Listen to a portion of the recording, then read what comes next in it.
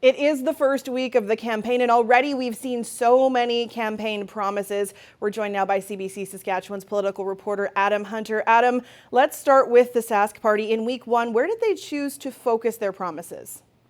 Well, there started, interestingly enough, in Regina. Scott Moe introduced his slate of candidates in Regina on Tuesday, right after he came from the lieutenant governor to get the election campaign started.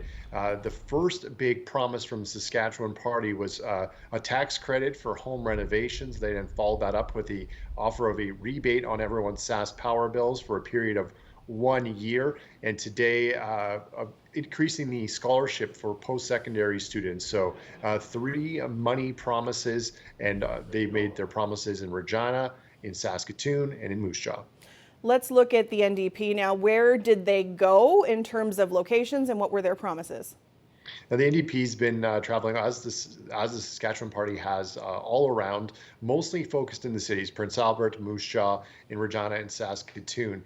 As for promises from the NDP, a wealth tax on anyone who makes more than $15 million of net income. They would be paying 1% tax. They say that would give the provincial government about $120 million in revenue each year. They also offered a rebate that the Saskatchewan Party has called into question with the SGI. That was right before the campaign, $100 for drivers. So another dueling sort of rebates there. The NDP today is focusing on the GTH. They say they want a judicial inquiry into the GTH. That's something that they have announced previously for the last number of months, even during the legislative session. So that is not new. They also promised to spend up to $135 million in total on education, things like teachers and mental health supports. So that's part of the NDP promises so far, Sam. Adam, there are four other parties. Have we heard anything from them yet? Not so much yet. Those parties are still organizing, getting candidates together.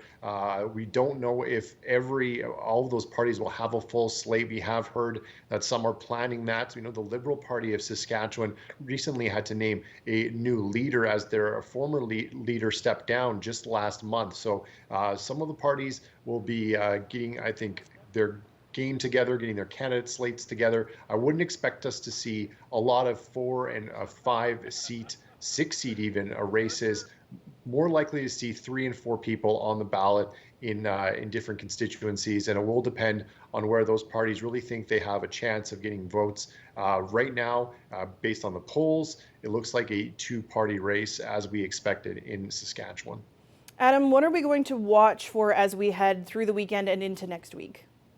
Well, Sam, I found it interesting this week that Scott Moe said that there are 61 constituencies, 61 candidates for his party. He said he'll be focusing on about 30 of those constituencies, and the reason for that is, quite frankly, that the Saskatchewan Party has probably 30 safe seats if you believe the polls and previous election results, and just the kind of support they have, especially in southern and central Saskatchewan in the rural areas. They look very solid there. So I would keep an eye on where Ryan Miley's going, where Scott Moe's going. As I said early on in the campaign, we've seen Prince Albert, Moose Jaw, Saskatoon, and Regina. That's where many of the quote unquote battleground seats are going to be. Keep an eye on if they're in your neighborhood, if you see them posing with your candidate in your area, because that will tell you where they think they can either hold on to a seat or pick up a seat, either the NDP or the Saskatchewan Party. Thanks so much for this, Adam. You're welcome.